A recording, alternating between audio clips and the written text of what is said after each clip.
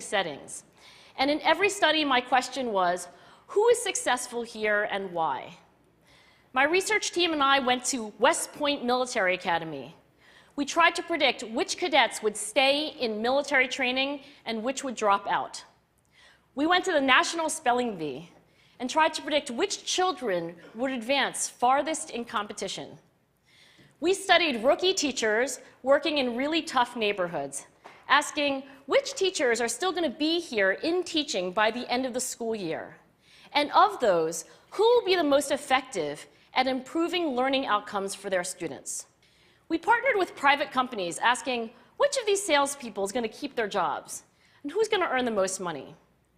In all those very different contexts, one characteristic emerged as a significant predictor of success.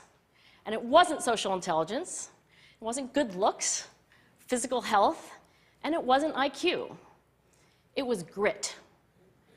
Grit is passion and perseverance for very long-term goals. Grit is having stamina. Grit is sticking with your future, day in, day out, not just for the week, not just for the month, but for years, and working really hard to make that future a reality. Grit is living life like it's a marathon, not a sprint. A few years ago, I started studying grit in the Chicago public schools. I asked thousands of high school juniors to take grit questionnaires, and then waited around more than a year to see who would graduate.